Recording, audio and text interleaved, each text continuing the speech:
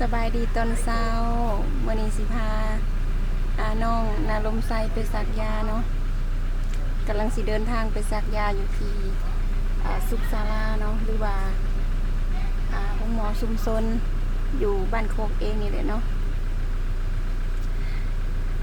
นอนยังบ่ทันตื่นพี่น้องเอ้ยอาบน้ำให้แล้วก็นอนแล้วก็ที่ยังบ่ทันตื่นมื้อนี้ปลุกไปสักยาเนาะกำลังสิเดินทางเด้อพี่น้องสารพรกะขาได้ลูกมานี่พี่น้องเอ้ยหนากะบักใหญ่อ้วนก็อ้วนเนาะน้ำหนักยังบ่ลงพี่น้องมีสูตรอยู่บ่เนาะมีสูตรที่ว่าเฮ็ดให้แม่หลังเกิดนะน้ำหนักลดไว้อยู่บ่เนาะตอนนี้หันจากที่น้ำหนัก50ไปปลายนิดหนึ่งเนาะ51-52กิโลแล้วก็ถือผ้า60กว่าแล้วก็ตอนนี้ยังเหลืออยู่63กิโลพี่น้องบนหนาเสือเลยว่าสิขึ้นมาฮอดขนาดนี้เนาะโอ้ยบาลานขึ้นได้บอป้าร้านก็ก็ถึกเลยพี่น้องเลยจะเอโดยใครแล้วอันจีน่าใครตู้ให้แน่จีน่านั่งหลังก็ได้จีน่าก็อยากไปบอโอ้ยเนาะข้างหลังกับเปื่อนพี่น้องเลยเด็กๆหลายเอาล้มมาล้มเอาหรอวะลุงโดยเอาแล้ว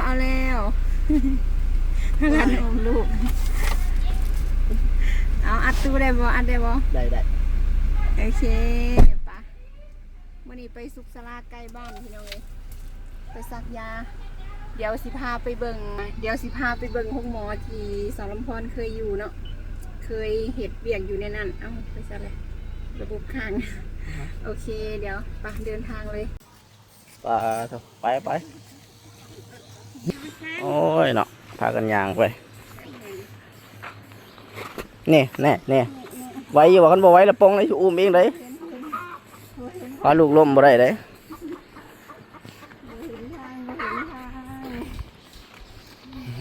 ขายดีโอ้ของหลินมาใหม่วะนี่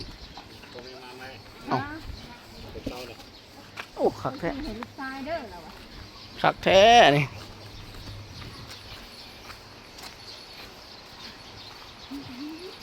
นี่สุขสระบอนแม่ลำพรเคยเห็ดเบียกระวังได้ตกคุ้มตกน้ำ10,000พลาดในหัวของกันบ้านน่ะจะเอาสนุกเกอร์มาตีหลินเนาะเอาดีกว่านั่งร่วมกันละ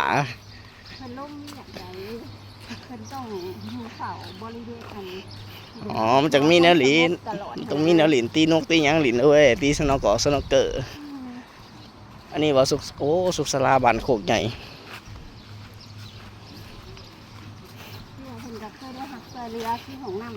เนี่ยเหรอ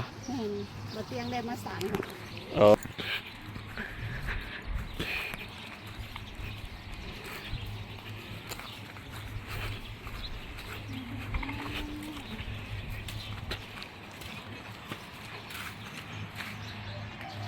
ไปถ่ายได้อยู่บนในสุขศาลานี่ดูพาเพิ่นมาซักวัคซีน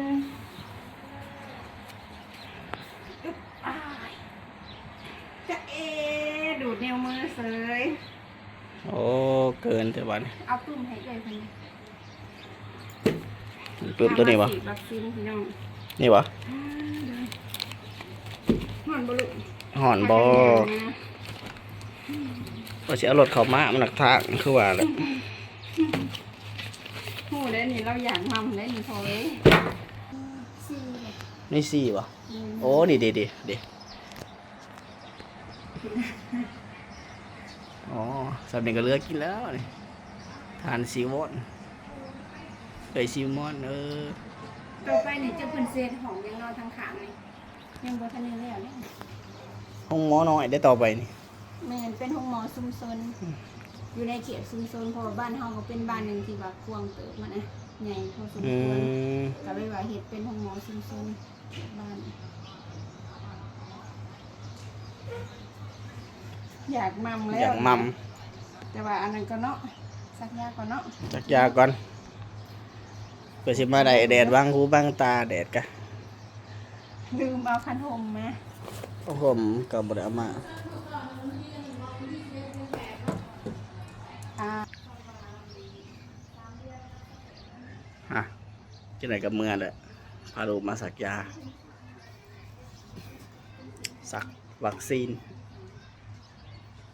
หนาคือมืดเลยเสือสีดำเจียวเร็วอยู่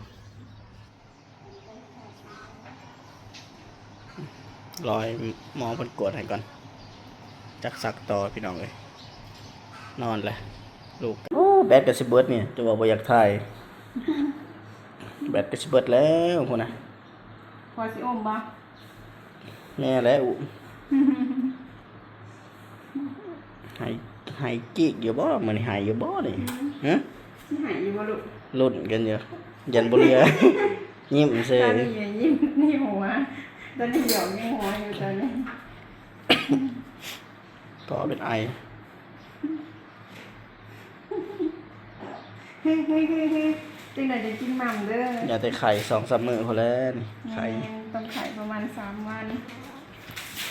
อันเข็ม3ก็ถือว่าวิทย์ได้มานี่เนาะ เช้าเลยบ่ ดู เอา เข็ม3แล้วมาซักอันโปลิโอแล้วก็9เดือนเลยเนาะโอ้ยเฮงดีเลยนี่อุ้ยดีใจเด้โอ้ยดีใจเด้ดีใจเด้ดีใจบ่ดีใจบ่ ใจพอ แซ่บบ่ลูก ปิดแล้วค่ะ อะดูย เฮียเต็มเนื้อเด้อ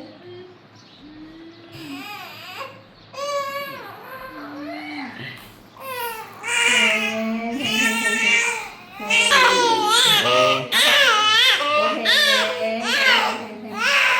โอ้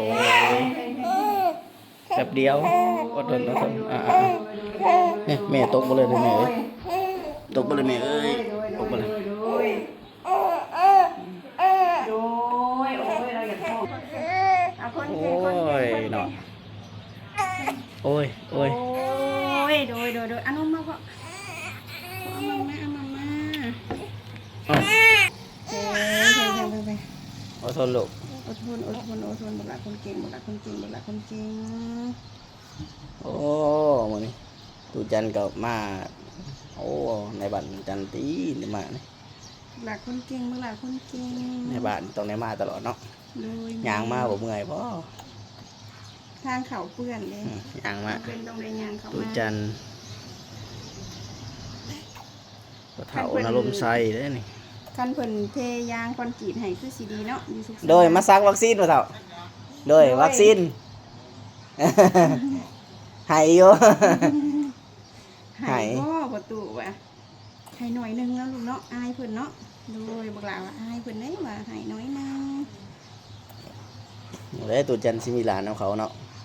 ต้นเลยอยู่เด้เอาล่ะก็วันที่19เดือน5 พฤษภาเอ้ย โดยเดือน5แม่นบ่พฤษภาแม่นเนาะ แม่นจ้าว่าเก่งอะไร เลือดอุ้ยเลือดคือออกวะ บ่น้อยเดียวเป็นหยังก็ยิ้มน้อยเดียว ฮะ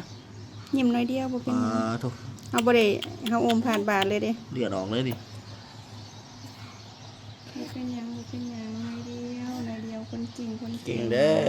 โอ้ กินมัมก่อนเนาะลูกเนาะย่างเมื่อรถอีกได้เฮาบัดนี้รถเข้าบ่ได้ทางเปื้อน กินก่อนจังเมื่อ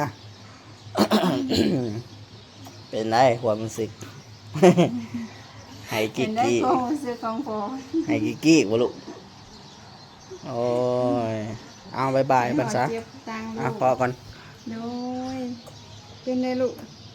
ป้อนนมเพิ่นก่อนพี่น้องเลยโอ้ยมีแฮงเลยบัดนี้ครบบัดนี้2เข็มเป็นครั้งที่3บัดนี้มีแต่มาอีกอีกน่าจะประมาณกลางเดือนเนาะ น่าจะมาอีกเทื่อนึงแล้วก็บัดนี้ก็น่าจะอีก9เดือนแล้วมาซักอีกครั้งนึง โอเค ก็คือจบเลยบัดนี้ อ่ะโดยจะได้กะขอขอบใจพี่น้องที่เบิ่งเด้อบ๊ายบายขอบใจหลายๆ สบายดี สบายดี